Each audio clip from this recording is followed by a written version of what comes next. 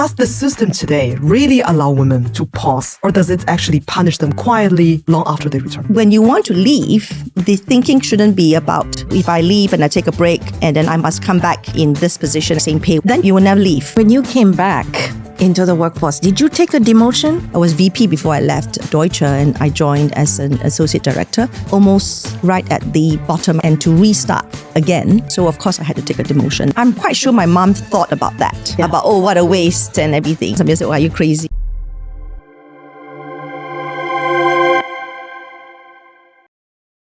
Evonne, you grew up in Kuala Lumpur, Malaysia, and educated across the world. And now you advise some of the most wealthiest family in Asia. And I remember when we had a conversation, when we first met, you were a very big champion, and you are a big champion on taking break consciously as a deliberate choice. So if we are being brutally honest today, does the system today really allow women to pause, or does it actually punish them quietly long after they return? For me, because I have, you can say, been there, done that, in the sense that I've left the system, so to speak, I probably can say that it is possible to do it, right? And if I think back at my career journey, it's 27 years. It's a long time, right? And so you think about 5 years, it's almost a blip, right? It doesn't seem right in the bigger context of things, right? So was it necessarily easy, I guess, in terms of coming back and then, along this whole journey of mine? I would say, nothing is easy. I haven't found it in my 32 years of my career, of my life, or in this, I'm 54, has been easy in any sense of the word. I've worked really, really hard. I've done a lot of learning in order to achieve, right, whatever that I've achieved, right? So what I'm trying to say is that I think people talk a lot about system, about, what is the structures and all that. And that does sometimes, of course, constrain you. But at the end of the day, you cannot control that, right? So a lot of the things that you need to achieve is really kind of what you bring to the table and what you can do, right? What you can control, right? And again, if you want to come back, you create your own opportunities, right? You can come back and you can, of course you have to work harder. You may have to work harder. You may have to learn more. You have 5 years maybe to catch up, if you want to put it that way. And you do all that, right? But I think people talk about systems and structure a lot. I think all that, you can overcome it, I guess, from that perspective, because it's only what you can control, right? Yeah. So that's the way I think about it, actually. So Evonne, when you came back into the workforce, did you take a demotion? When I came back, I actually pivoted. So before I left, I was actually already heading up the FX desk in Deutsche Hong Kong at that point in time. And when I came back, I didn't want to go back to FX, right? So I also wanted to pivot, to move into something where, because now I have kids, and I was thinking that I wanted to have a job or a role where I could accommodate having a family, right? And because if we were FX trader, FX sales trader, I felt it was difficult, right? And that was just my thinking. And so I said, okay, I will pivot, and I wanted to do a sort of client-facing role because that's what I enjoyed. And so I consciously made a decision to say, okay, I think wealth management is a path for me because I like to do client work. It also gives me flexibility to be able to also, accommodate my family time and, family time with the kids, etc. And so if I go into in a way you can say it's the same industry, financial industry, but it's actually a new business, which is wealth management. So when I went there, I didn't have a Rolodex of clients, right? I mean, I was in finance, but it's something new for me. So of course I had to take a demotion. So I went in, I was VP before I left, when I left Deutsche, and I joined as an associate director, almost right at the bottom, I would say, right? And to restart again. But that was okay because that was what I wanted to do. And I chose that, right? To do that in a new industry, Yeah. Yeah. So that was great that you were given a chance to do that. I think a lot of stories we hear from women is that, one, you definitely take a demotion. I haven't heard a single story of a woman being able to retain at least the same position or they had to, take a few levels below. In fact, Yeah. when they come in, yeah. But I think that's okay, right? I think that's okay. It's okay for you. I think that's maybe the biggest difference. When you want to leave, I think the thinking shouldn't be about, I mean, this is me talking, right? The thinking shouldn't be about, if I leave and I take a break and then I must come back in this position, as you say, same pay, whatever, then you will never leave. Because actually you don't know, right? And I don't know, of course, you can say you decide to take a 2-year break or 6-month break or 5-year break. It doesn't really matter. But because nobody knows what the future is. Nobody can predict the future. Even if you plan the best plan, and of course nowadays a lot of people and a lot of firms allow for sabbaticals and all that. And it's great. Like back in my day, I don't remember anyone taking a sabbatical. Today a lot of people take sabbatical, which is great, right? And then firms also have to kind of like give them similar position, etc. So that's really good.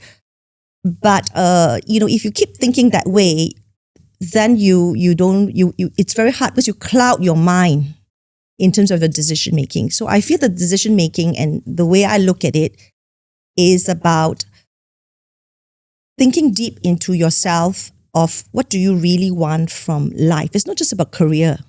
It's not about, life is, and we live our life. It's not just about, what's your role in your job, your title, your salary, whatever.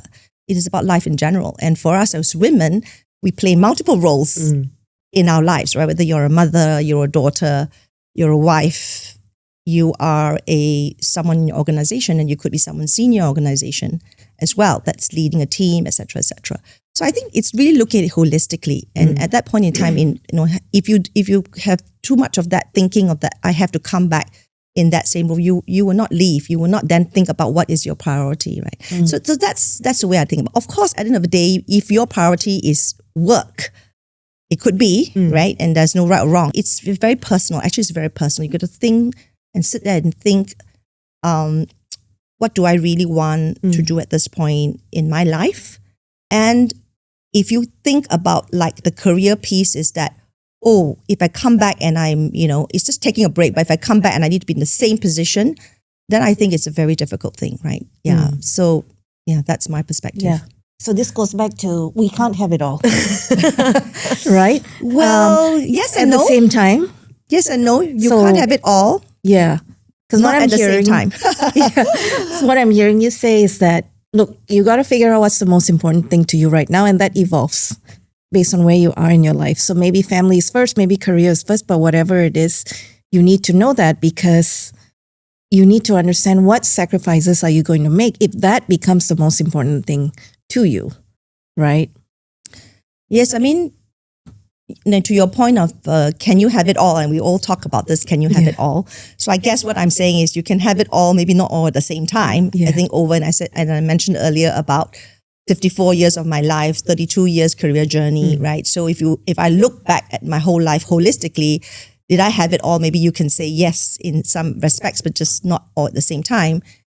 And I think that it's okay, right? And that's the way I look at it, right? And because that's the problem, if you feel that you need to do everything at the same time, there's almost no such thing.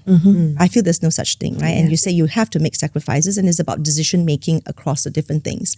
You can't be at work and at home at the same time and, going to, people talk about, going to their kids' PTA, whatever. You can't do everything at the same time. You have to make decisions, and we make little decisions every time, right? You don't have to be apologetic, right? To say, hey, I need to leave early today because I have to attend my daughter's concert. I don't know, it could be anything. And that is okay. But of course, do you have to deliver work to your, whatever that you need to deliver to your boss? Absolutely, right? And then but you can do it maybe at a different time. Maybe after, you work, after you attend the concert, you go home and you work late just to make sure you deliver, right? There's just different ways to manage it. But of course, when there's a lot going on, and for me, it's a big decision because, I was just giving birth and, I had to spend a lot of time at home, etc. And it was more of like, could I have handled and juggled work with, having a baby? Probably I could have, but it was just a decision I wanted to make to I guess, focus on, looking after my baby. Yeah. For someone, I think this kind of clarity, no? And back then, in that time where sabbatical is not existent, I think that requires a lot of backbone and conviction in, want to be together with the children. For many women, many of our audience, for them, it's not that clear, because what we hear is often they say, now I take a break. Now I see all my peers, they are nowhere close to where I am. Now they are all overcoming, they're all, I just took 6 months. And then they actually took a break, but they did not enjoy the break. All they could see is, okay, they're overcoming me, the next promotion, someone take it. What kind of advice would you give to women at this stage where they don't have the clarity like you have now? Yeah. So for me, the way I look at it is, I like the saying where, life can only be understood backwards, but you need to live it forwards. You don't really know where you lead, right? Until you've sort of done it, and then you look back and say, oh yeah, okay, all these different actions or whatever you've done has brought me to where I am today. Of course, when you look at the present, you would think, okay, everybody else is running ahead of me. But then again, you're focusing on the career thing, right? Because you've made the decision to stay home, meaning that is what you want to focus on. So you actually don't really care. You shouldn't really care about what other people are doing, right? And then when you come back, and I think like for me, of course, I was at home till from 2000, 2005. Since then, it's been 20 years. Yeah. And when I look back, when I first came back 2005, and a lot of my peers and friends were maybe already, they didn't take a break and they were working. And so obviously, kind of more senior. I started out in a different industry and took a demotion, be more junior. But I caught up over time, right? And that's what I mean, that I think it's actually, everything is about a mindset, right? I know you're saying that some of them, they don't have the clarity. And that's why I feel like the most important thing is actually you need to have the clarity. Like you need to have the clarity, and the way I guess to look at it is, the self-reflection piece about who you are is actually the most important thing, right? So I'm a mentor in FWA and done it for a couple of years, and each time with my mentee, that's the first thing I always ask about, right? It's really asking about your own personal motivations, goals in life, and what do you really want? That has to be your North Star. Because if you don't have that clarity, it's very hard to go about life or do anything that you want to do, right? Because you need to have that, then you know what you want, what you really want. So if you decided, in this particular example, you're talking about the woman who has already quit and stayed home, then you've made a decision, right? And so you need to have that clarity. Otherwise, it's difficult, right? And you say you would have, whether it's regrets or not, and you shouldn't have that, right? Because you've already decided to stay at this level, and you've said, okay, let other people go, and you're happy for them. But when it's time for you to come back, right? You shouldn't be comparing yourselves that way. That would be my advice, right? Whether or not I'm not saying it's necessarily easy. And you say the clarity, yes, it's not easy. But then I think that is the most important, right? You have to search. It's an individual journey. All our paths are individual. When I thought I wanted to come back, I may have been lucky to find a job, but I created that opportunity, right? I created a business plan. I went to the head of Merrill Lynch at that time. I gave him a business plan. He looked at me and he says, you've been out for a couple of years. What do you bring to the table? Blah, blah, blah, and all that. And I was like, give me a chance, right? I told him, and I remember, because at Merrill it was interesting because Merrill's model was mostly commission-based model. So, they give you a very low base, and then, if you do well, it's a bit like an insurance agent type model. And I liked that model because I felt like that was a good model for me coming back, right? Because then I could pace myself if I wanted to, and I could take my time a little bit. And I told him, give me a chance. This is my business plan. Pay me a low base. I don't care. Because I'm variable cost. If I'm successful, you pay me. If I'm not successful, you don't pay me. That's what I said to him. And he gave me a chance, right? But I think I was lucky for sure to be given the opportunity. But I created my own opportunity as well. And the message is really like you have to be in control of what, in terms of also coming back, right? How you want to come back, what do you want to come back? and that it's okay to take on, say, as you say, a lower position or whatever, right? But just have to be very clear in your mind, conscious of what that is and what you want to achieve as well. Yeah. I feel like when I heard you saying that you need clarity, it's almost like in this part of the world, and maybe even many other parts of the world, is asking yourself, what is it that you truly want if you actually didn't give a damn about what society or anybody else thinks? Right? Because I think we grow up with a lot of roots of how things should be, how life should be, what a mother should be, right? What it means to be a wife, right? Et cetera, et cetera. So, I mean, my mom was a nurse and she worked double shifts. And as the breadwinner, she was still, come home and only eat after my dad eats, right?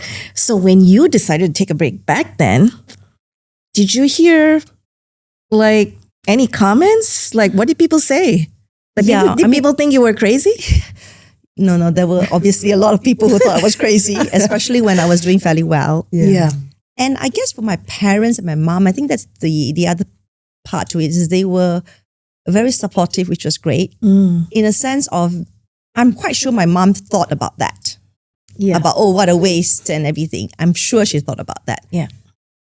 Actually she did, but she didn't really say it very loudly. And I know why she said that, because she did offer to me, no, you don't have to stay home. I can I can help look after your kid for you. She actually said that and she offered help. Right? But no, I said, no, I want to do this, right? This is not about kind of like not managing, being able to manage time, or I can't find help. It's not about that, right? And she did offer. And I think now, many years later, of course, she did mention about this, but she didn't say it at that point in time to me to say, don't do it. She never said that. And I guess that's where my parents were very, very supportive. Even though I know that, they probably thought about it that way, right? So I'm grateful for that. Similarly today, I mean, for my children, I mean, the most important thing to me in terms of values, but at the end of the day for children it's about what values you impart. And for me, independence to me is a very big, important value, right? Independence is not just about, okay, you can look after yourself, etc., but also independence in thought, right? And that's where the clarity piece, I think that's important, because you need to know what you want in life, right? And that to me is important, Yeah. But 5 years, I'm still quite in awe today, because even today, with all the infrastructures we have, women don't even dare to take a little bit time. But back then, despite doing well, 5 years, and despite of the 5 years, you actually made it. I will just quote Business Times. Business Times called you one of the most prominent hires when Barclays Private Bank came back to Singapore in 2021. And then, financial market is like one of the most competitive markets here in Singapore and in the industry. So despite of the 5 year, what shaped the woman behind? I think this is like the classic iceberg analogy question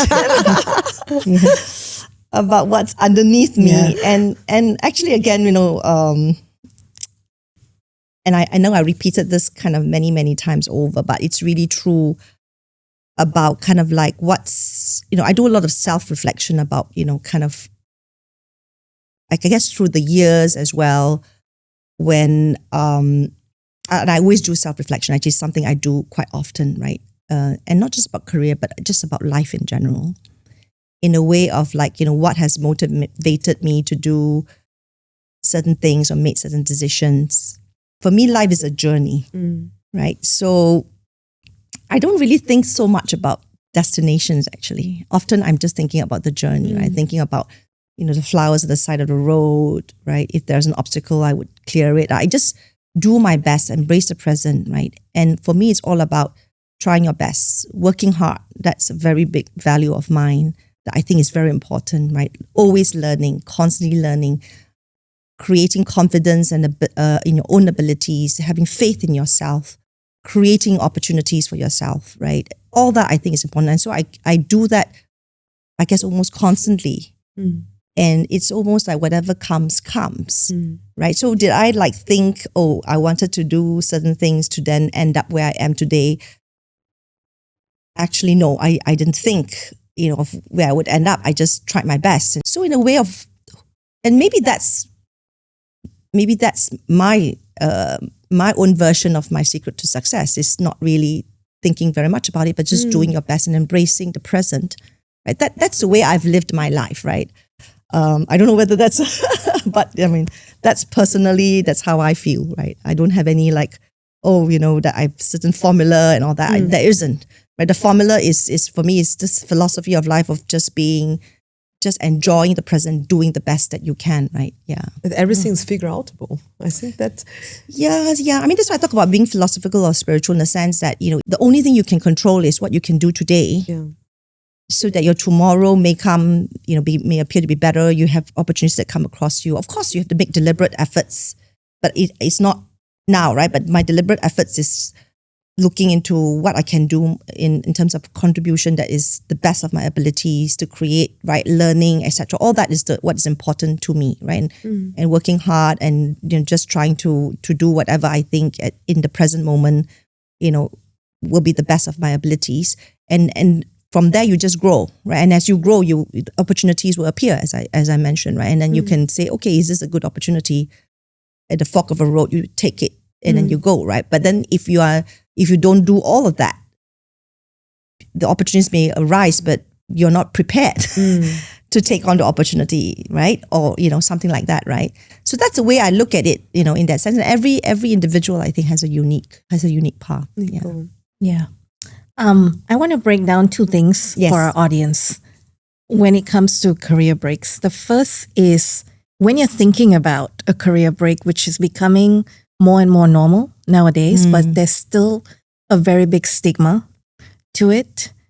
How would you start considering it? So for that, I might ask you, what questions did you ask yourself when you were thinking about it? And then how did you arrive at, yes, this is what I'm going to do. And I know the costs that's going to come with it because everything comes with sacrifices. And then I want to talk to you about when people come back into the workplace, right?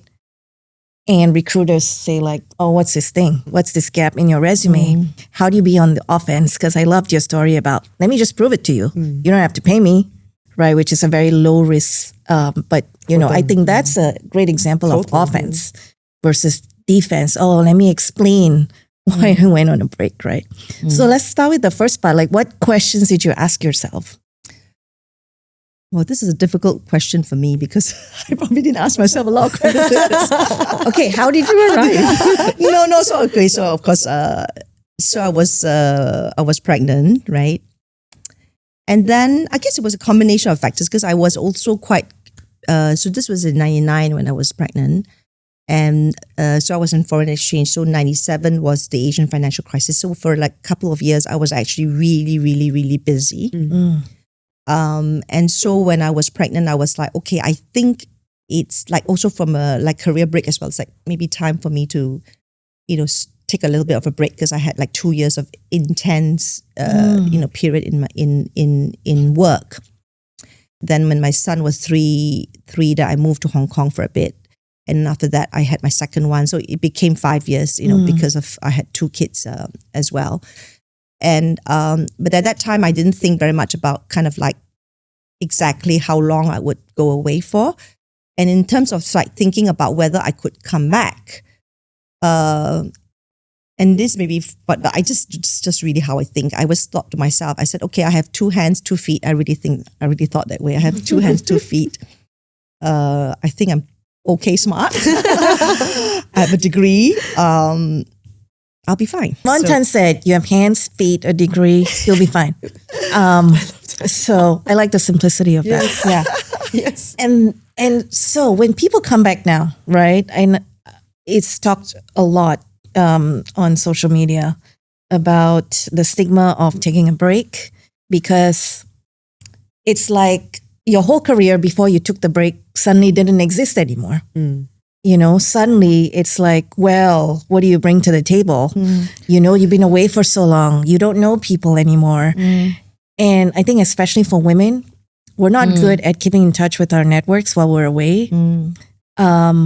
We lose confidence as well, right? So then when we show up to start looking again, it's potentially a different person, different energy.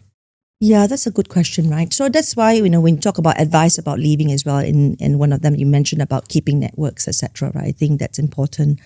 I think what you need to focus on is what you've learned and the positives, right? Even when you've been away. And as I said, you talk about a CV. A CV, you don't just look at CV of just a career, but CV of your life actually. So what did you learn over this 5 years or 3 years, whatever that is?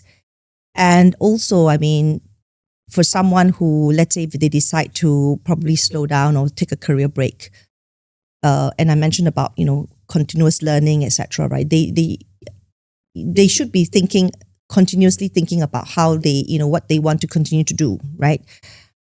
Which is important, especially if they want to come back, right? And whether that's networking or whether that's even learning a new skill altogether and different things. But even so, let's say we talk about just staying home and being a mother, right? What do you bring to the table, you say? I think I bring a lot to the table of staying at home for 5 years with kids. Yeah. It's just a matter of focusing on what have you learned. Correct. I've become a different person after 5 years. Why? I've become a mother.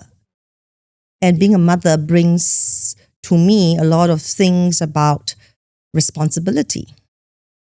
About, as we know, as mothers, we have to be master juggler of all things, right? So I think it just changes your perspective as a mother, right? So that's what I would talk about, right? Talk about what you have, when you say bring to the table, what have I learned during my 3 years, 4 years, 5, and it's not necessarily just focused on kind of like job specific kind of, a network or something. That of course is important if you learn and continue if you can. But otherwise, unless of course you can say I've stayed home and done nothing. As in done nothing, as in I've not learned anything, right? I think everybody learns something. Maybe you've learned that, as I've stayed home and done nothing and I feel like I really want to contribute to the world. Like have a positive thinking around what did that bring to you as a person, right? More than just as a job or, in your CV, right? Agreed, because they're all transferable skills, right? Yeah, exactly. It is. Yeah. Oh, but in this 5 years, you also mentioned it's continuous learning journey part. Because I remember you mentioned to me you didn't only bring up the children, you did something else with golf as well, right? Yes. So I took up golf. So that's the physical side of it. Of course, I was continue to invest, money and family funds. So that was under my sort of purview. So I was doing that. And I took up golf, exactly. So I was very actively playing golf at that point in time. And of course, still keeping the networks, etc. Yeah. So I think because this part, I think very often women, in the moment when they take a break, they feel, okay, now it's either I am only reduced to this caring part as a mother, or I go back, I'm the full corporate employee. There is actually a big range between what you can learn beyond, only be a mother, all the nurturing part, all the responsibility things you have mentioned, as well as things that you can do, such like golf or doing investment, things that you usually would not pay attention to when you are actually in the job. So I think this continuous learning part is very important if for anyone who is actually taking a break. Do you think women feel guilty? 100%. The interesting part is you feel guilty both ways. You feel guilty you are not with your children, but at the same time you feel you have wasted your potential, to your parents because you studied a long time and then hustled for 10 years and finally bring you to here. Now you say, like you said, all the history is erased. Yeah. Did you ever feel that way? The guilt? There are times where I feel like, okay, I could have maybe spend more time, not just about with kids or even spending time at home with my parents or with my husband or whatever, right? And there's always, life is a trade-off anyway, right? There's always these trade-offs. But I think as I mentioned, not just at any one point in time, but in the big scheme of things, it's about whether you plan for those things, right? So today, I can call myself a workaholic, but at the same time, I can say, I take time for holidays as well, right? So it's about planning through the time. Do I take time to spend time to have dinner with my husband or with my kids? Absolutely, yes. Right? You just have to plan for it. So I think the guilt part is more like sometimes maybe people feel guilty is because they just feel that they need to be everywhere at the same time. And I just feel that there's no such thing anyway. It's just like you manage a schedule, right? You can't do, say, at 2 p.m., whatever. No, I mean, I can't do it at 2 p.m., but maybe let's meet at 6 p.m. I don't know, right? I mean, you just have to schedule everything accordingly. So yes, today I schedule everything, right? I schedule time for home as well with, but it is what it is. I mean, it's fine, right? And of course, I think more importantly is to have that open communication with the family that everybody knows and everybody accepts and everybody is happy with the arrangement. Right? And that is not saying that I'm not going to be there for you, but I need to be there for you at maybe a different time, or I can't attend this, but this and that. So I think it's having that open communication with the family and that everybody accepts, that life, you have got many different things happening at the same time, right? And different things are happening and sort of accommodating and making sure that you can do, I guess, everything as well, but, just scheduling it out. Yeah. Is there anything during this, the significant years, this 5 years, taking a break, is there anything that has shaped you today, what you would have not become if you would not have taken the 5 years? I mentioned about the motherhood thing, and actually that's what I really, really feel. I think I've evolved from a maturity standpoint, right? Because before I know I'm thinking through just exactly kind of when I left and when I came back, right? I was a young girl when I left. I was pregnant when the first one I gave birth, and then, and when I came back, I've done in just 5 years, as you say, but I've become wiser and more mature as a person. I came back and I could feel myself being kind of different. Yeah. And I think it helped to have a supportive spouse. Oh, 100%. Let's talk about that, the role of men, right? So what was the discussion like with your husband? Was it fairly straightforward? It was fairly straightforward. And because, as you say, he was supportive. But this is a funny conversation because I cannot really remember. It's a long time ago. But when I remember when we, maybe not so, recently kind of had this discussion about, sort of me stepping away and being a mother and all that. And according to him, I didn't give him a choice. We didn't discuss it. I was like, okay, I'm taking a break. He was informed. He was informed. That's what he said. Well, I would have liked to think that I was more consultative than that, but that's his version of things.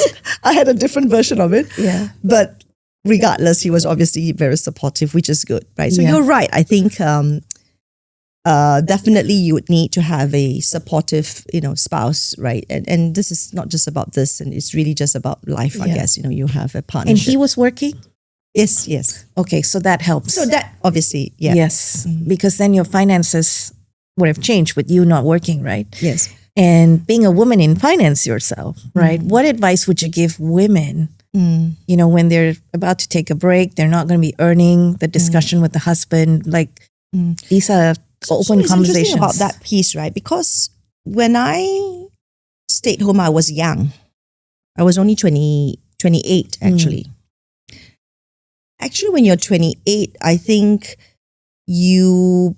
because you feel like you have, and it's true that you have a long way ahead of you, right? Let's say, in terms of ability to earn income, etc. So it does. Of course, I was comfortable, right? I'm in finance, right? So I'm comfortable. So I was able to take a break, right? And that's actually it's a luxury, it's a privilege, right? And I feel very blessed actually that I was able to do that, right? Because not many other women maybe could be in the same position. So I would say that I'm very blessed.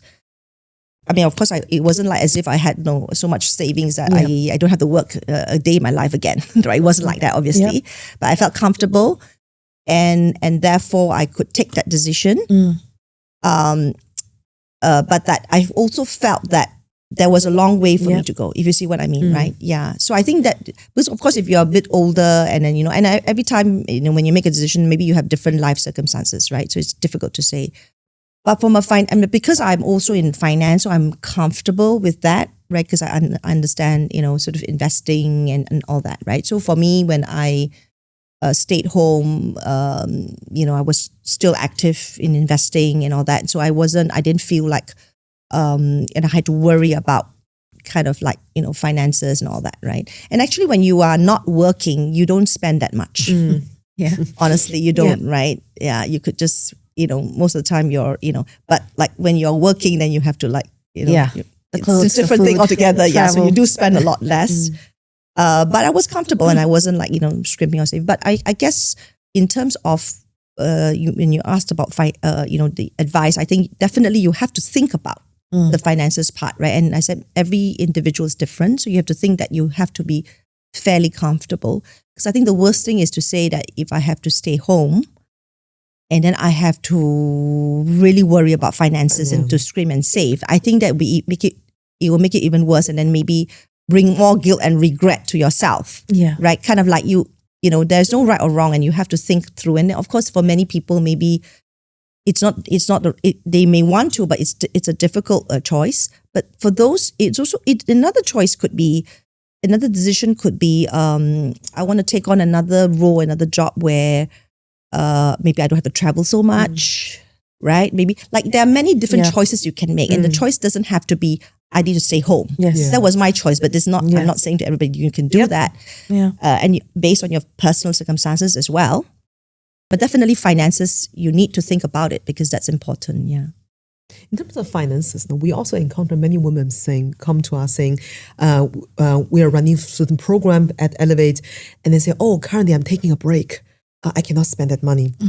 And then we're going back to him, I was like, but you have it's because I'm not earning.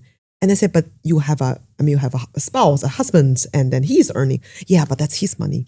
And I think that's also a angle very often when we talk about supportive partner. What's your take on that? Because I see this more often in Asian women than...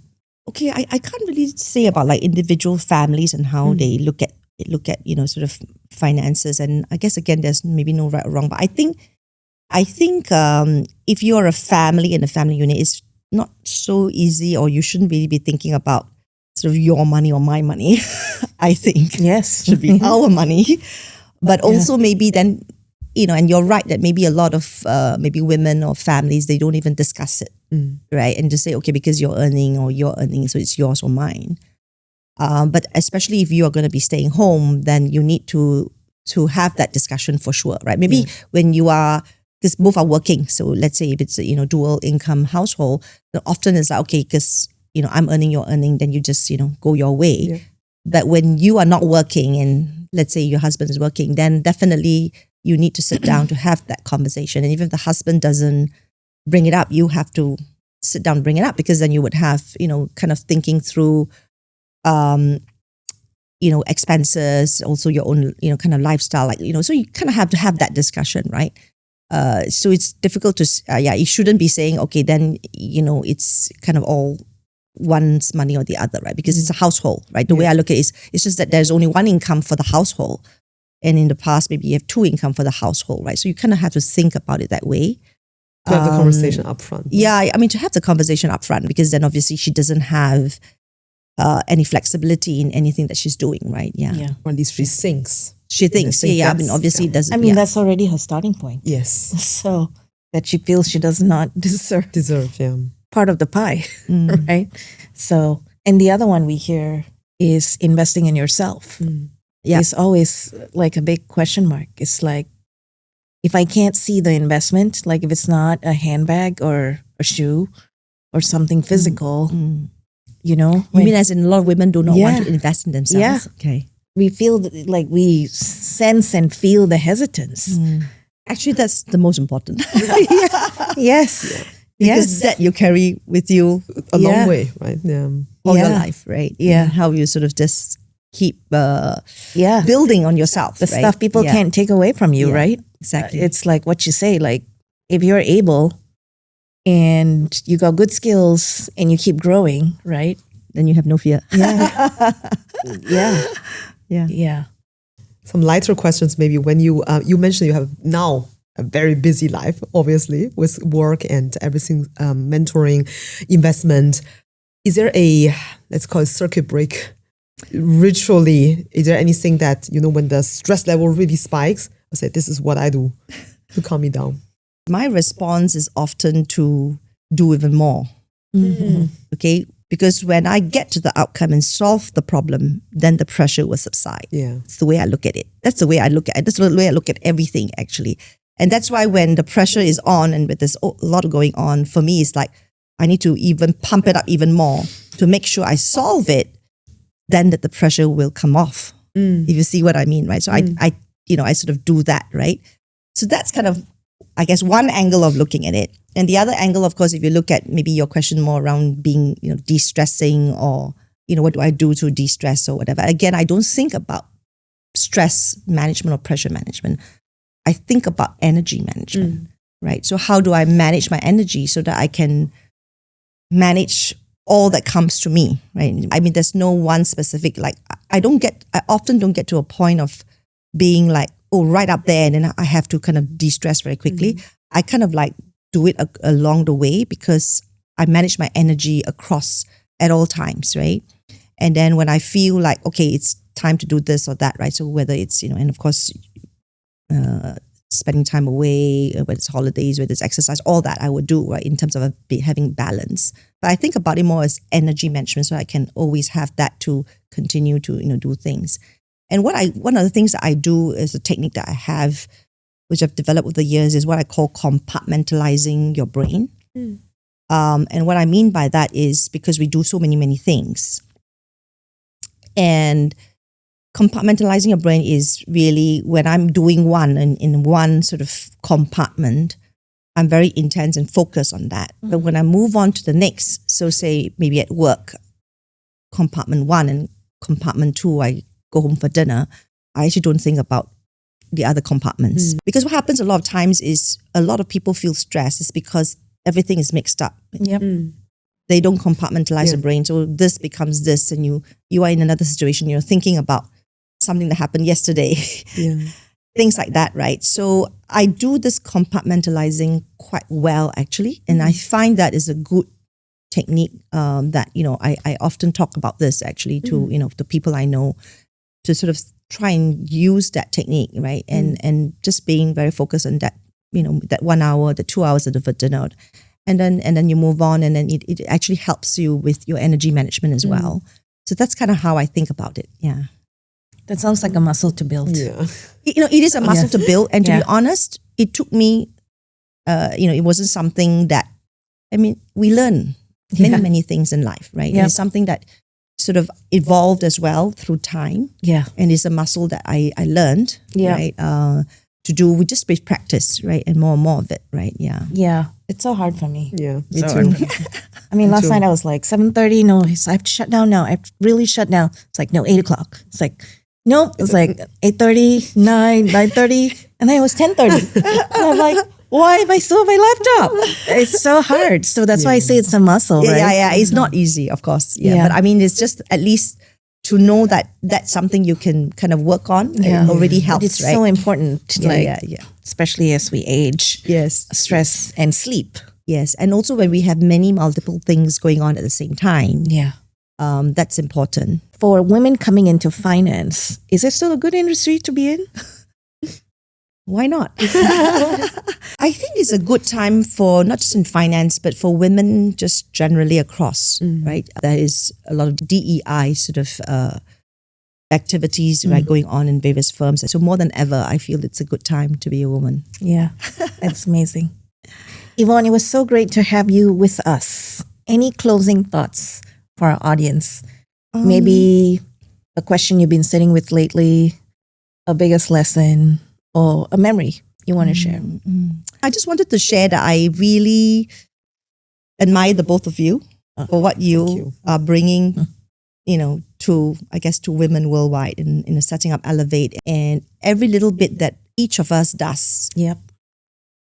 I would like to say the little drops of water make an ocean, right? And every little bit, right, helps.